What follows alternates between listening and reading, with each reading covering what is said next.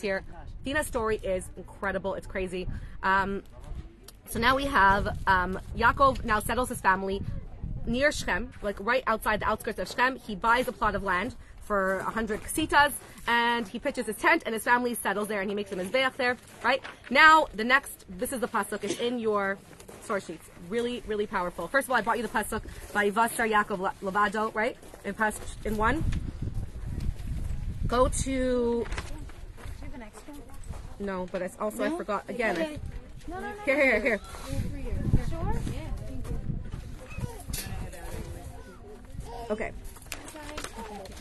Of course. No, this is a totally another Dvar Torah. Okay. New Dvar Torah. This is obviously every year I have to share this Dvar Torah about Dinah. It goes without saying. It's very important as a feminist that I am to share this thought. Just to make sure that everyone, if you've heard it before, let me know. But we have this story of Dinah being abducted by Shechem. So it says, "V'teitze Dinah bas Leah." Actually, I thought I brought it to you in your sources, and I don't see it. So, honey, Number 2, number 3. it is number 6. "V'teitze Dinah bas Leah," but it's not the whole pasuk. "V'teitze Dinah bas Leah, asher yalda leYaakov liros b'vnos aretz." Dinah is going to hang out. She's bored, right? It says that she was the only girl. She had no one to hang out with. She wants to go hang out, so she goes out to hang out with the daughters of Shechem, with the girls of Shechem, right? Vayar osa Shechem ben Chamor achivi, and Shechem, who is the prince of Shechem, the prince sees her, vayikach osa, and he takes her, vayishkav osa, and he rapes her, vayana, and he rapes her again. So he lays with her and rapes her. So this is the abduction, right? And he betidbak nafsho bedino, and his soul cleaved to Dinah bas Yaakov, vayehav sanar, and he loved her, vayedaber levanar, and he spoke to Anara, and he went to Yaakov and he spoke about her, and he said to his father, "I need this woman to be my wife." And Yaakov heard about what happened, that he defiled Dinah, he took her virginity. It says that's why one of the Mepharshim say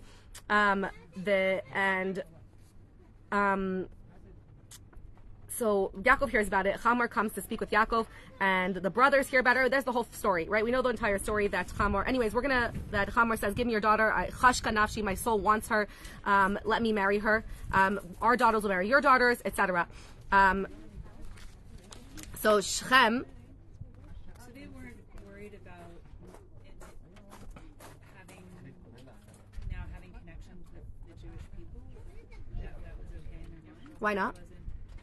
Yeah, the family of Yaakov was blessed. That's the best thing to have. Like, they have this great blessing. He's wealthy. He's like a big, wealthy family. You don't mess with Yaakov. Like, Esau ran away from him. So Yaakov was a great family to be married into. But we learn actually that, so Chamor, the father, comes to Yaakov and says, "My son is in love with your daughter. Let's make a pact and she'll marry him.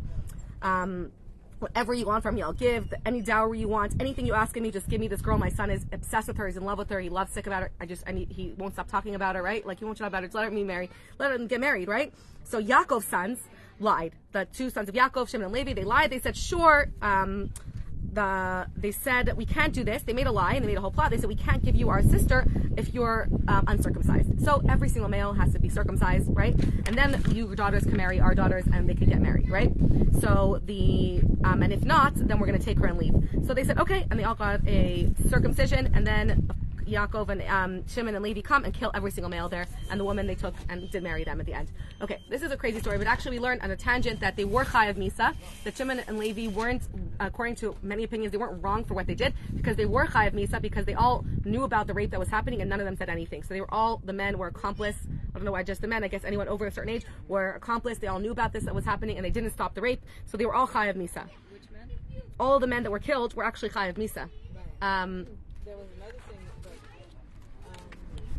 not only they were five, but there was a dispute why at the end of his life, Yaakov says that they were right. They shouldn't do it, shouldn't have done it. I think it's very fascinating because up to that point he thought it was really knowing the halacha and doing it. Right. Once they did it again with Yosef, when was being right. angry, then he basically decided, okay, you guys have to control your temper. Right.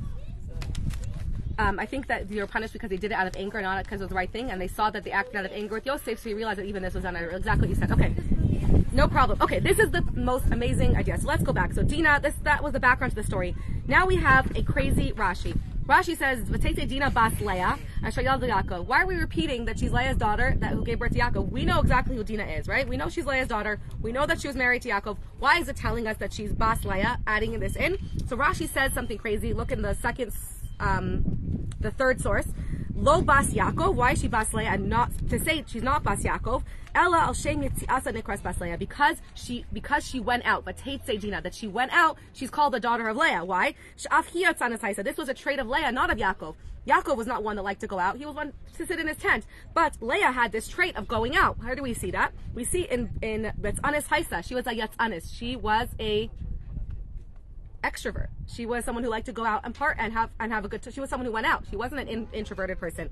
So where do we see this? In the pasuk in Bereshis, a few parshas ago, it says Shenemar v'teitze Leah lekraso, that Leah went out. The same words, v'teitze Dinah, we have about Leah, v'teitze Leah. When did it say lekraso, to greet Yaakov?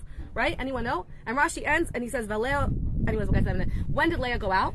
The night that Leah, Yaakov had a rotation with his wives, right? With who he would be with that night. And one day, Rachel's son, Leah's son, Reuven, picks her flowers, and Rachel says, "Those are beautiful, can I have them?" And Leah says, "You took my husband, he loves you more, he has more time with you, and now you want my son's flowers." And she says, "I'll give you my son for the night." They make a trade. So when Yaakov comes home that night, he thinks he's going to hang with Rachel's tent. But Leah comes out, she was dressed up, it says, she adorned herself with jewelry, with beautiful things. She seduced Yaakov, and she said, "Honey, you're with me tonight, all right? I bought you." This was last week. It was last week. So the Rashi says the same way that Leah went out to seduce, Dinah was also one who went out, right? Seemingly maybe to seduce, maybe not, we're not really sure.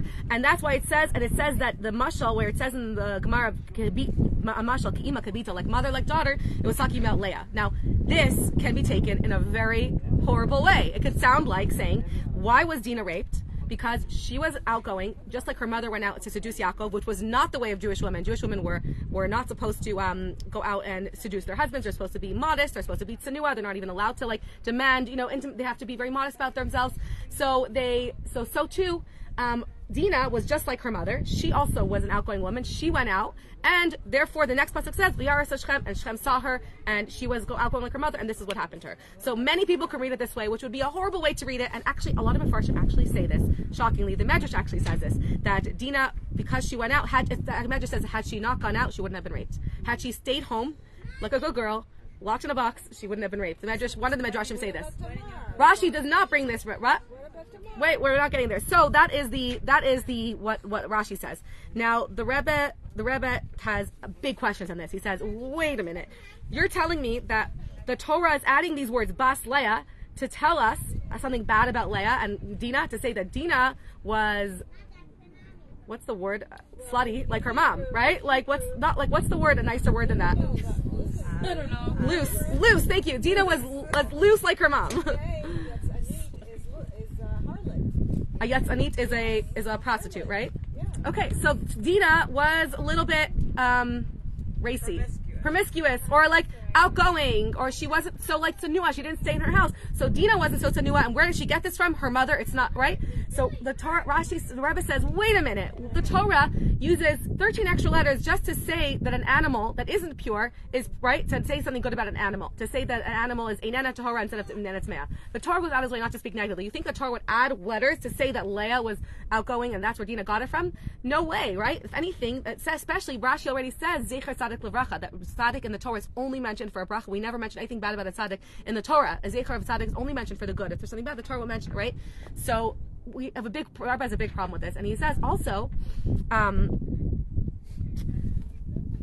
say that it was to exonerate Dinah, to say it's not her fault. It was because she got it from her mom, right? It's not Dinah's fault. Her mom influenced her, or her trait, to be this way, to make Dinah. And the Rebbe said never with the Torah just to make Dinah look better, or put down Leah to make Dinah look better. That would never happen. So the Rebbe says actually the fact that it says that Dinah was like Leah was actually the opposite, because when Leah went out, the Torah actually says that it was a positive thing. When Leah went out to seduce Yaakov and she was adorned, it says Hashem, that night, she gave birth to Yisachar. She conceived Yisachar, because Hashem said that if you desire to be with the tzaddik so much, I'm going to bless you with another shevet, to be the mother of another shevet. So what she did was actually praise in the Torah clearly, explicitly, that when Leah went out to seduce her husband, it was such a positive thing. She wanted to be with the tzaddik so much that she was going to give up the flowers of her son, and that she was willing to trade that. And so Hashem said, you want to be with the tzaddik, you love him so much, you love the tzaddik, you'll be blessed. So it's actually a blessing. So the Rebbe says if Rashi is comparing Dinah and the Torah is saying Dinah bas Leah, it must be that just like what Leah did was positive, what Dinah did was also positive. Which is amazing because nowadays this is such a revolutionary idea. This is in the Torah thousands of years ago. The Rebbe said this, what year was it? At least 60 years ago, if I'm not mistaken. Now, only recently has the world come out and stopped this idea of victim shaming. Victim shaming was always a thing. It's like, well, you went out dressed like that. What do you expect, right? You go out with a guy, you're hanging out, you're dressed the way you're dressed, you're giving that impression. What do you want from him, right? He's just a man. He can't control himself. Only in the last decade or so has the world started to come to understand that we could never shame the victim, that no matter how someone is dressed, they're not to blame. If someone goes out, that's not their fault. It's on the abuser, right? To not blame the victim for how they dressed or tempted the abuser. The abuser is to be blamed, right? But this is the Torah saying originally that Dinah is going out. There was nothing wrong with her going out. The Torah actually says it's just like her mother Leah went out because she wanted to be with Yaakov, to be with the tzaddik. Also, Dinah, the same thing. Why does she want to go? Liros bivnos aretz, to influence the women, to see what the women are like, to influence them for good. She said, there's these women there, and I want to go influence them, right? Like, I don't want to be home. I'm someone who's outgoing. I want to go make friends and make people better and bring holiness and influence the women for the good. So that was actually her intention. Liros bivnos aretz is to influence the women, the girls, and to inspire them. So she wasn't going out, it says specifically, she wasn't going out to hang with the boys. She was going to influence the girls. She wasn't even going out for the wrong thing in any way. So in fact, the Rebbe says it's the opposite. And how do we see that? And we also see that in what we just said a few psukim earlier, that Yaakov hiding her in the box, the reason that it happened to her is not because of what she did, but specifically because Yaakov hid her in the box. That Dinah, and that's why it actually says that she's bas Leah and not bas Yaakov. It doesn't say Dinah, the daughter of Yaakov, like it says the other times. It says she was Leah's daughter, because this was a trait that she did not get from Yaakov, because Yaakov, what would he have had her? Yaakov would have had her hidden in a box if he could, right? He didn't want anyone going for his daughter. But Leah, what she got from Leah, she didn't get this trait of wanting to go out and influence the girls from Yaakov. She got it specifically from Leah, not from Yaakov, because Leah we see was someone who went out, who wasn't shy, who wasn't about keeping the girl locked in the house and hiding her from everything, but being out there and influencing for the positive. And how do we see this actually in Leah's source? We learn something really deep, that going all the way back to when we're introduced in the Torah to Leah and Rachel, it says Rachel was gorgeous and Leah's eyes were soft.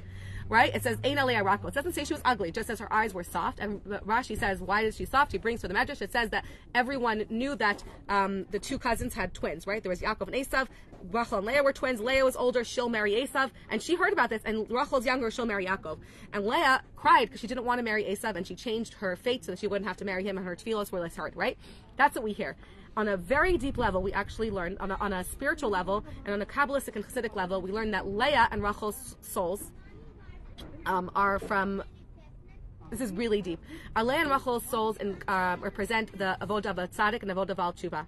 And we actually see this reflected in this 12 shvatim, that we learn that we get our souls through Yaakov, Avram, Yitzchak, and Yaakov, and all our traits. But the different paths in Judaism, there's more than one way to serve Hashem. We're not all, even though we're all Bnei Israel and Yaakov, in a hidden way, from the shvatim, we found many different paths, of ways of serving Hashem, right? There's Yisachar, there's the Vulan, there's the warriors, right? There's the learners. There's all different ways to serve Hashem. There's so many different ways.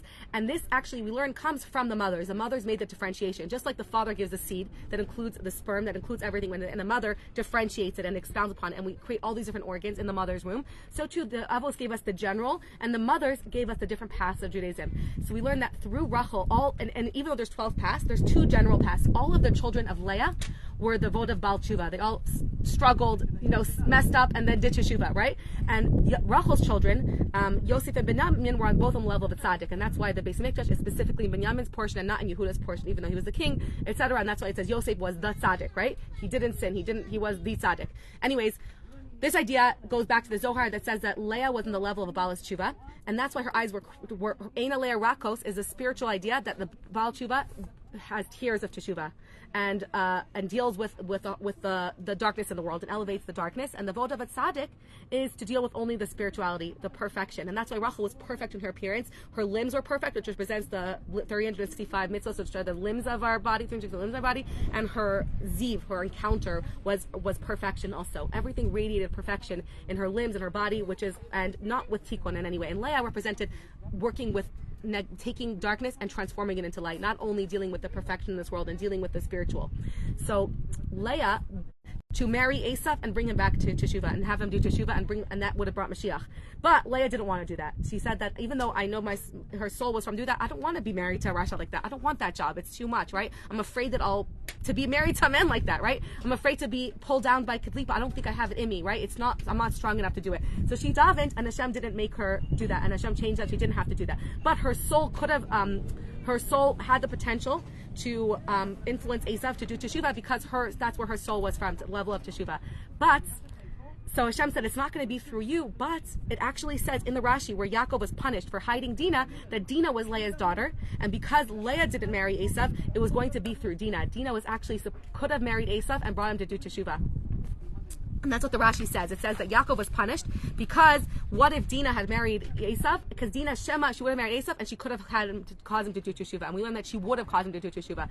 And we learn like mother, like daughter means something really powerful here. That if there's a trait in a parent, it's in a more potential way. And we often see that a parent's child can be even greater than they are in a certain trait. If a parent is an artist, their child can be even a greater artist. And we see that something that's revealed in a parent is that's concealed in a parent is more revealed in their child. It comes out in a more revealed way. So we learned that the potential to influence Esav was maybe more concealed in Leah, but it was even more revealed. This passion of Leah to be honest, to go out and influence, to go out and conquer the world, and to go out and elevate the world around her, was a power that Leah had that was even stronger in Dinah. Like mother, like daughter. Leah had this in a way, in a strong way, but it was more inhibited in her. And Dinah had it full force. She had the full strength of all of Leah's potential to do Teshuvah.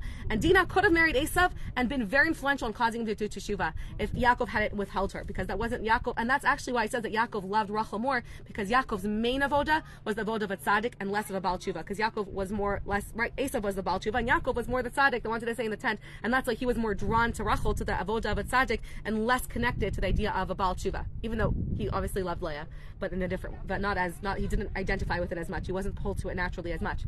So we learned that Yaakov was punished for this, that Dinah could have influenced Esav and it would have been amazing. And Yaakov didn't see this and didn't recognize this and wanted to protect her. So he didn't allow this to happen. And that's why this is crazy. So Dinah's entire personality of Fatese Dinah, of going out, was something she inherited because her source was to be a Baal Tshuva, to deal with darkness, to overcome, to go out in the world, to influence, right? And it wasn't a bad thing. Even though the Imahais before her, many of them stayed in their tent and were blessed and praised for being so tsanua, Dinah's strength, like her mother Leah, was to go out and influence.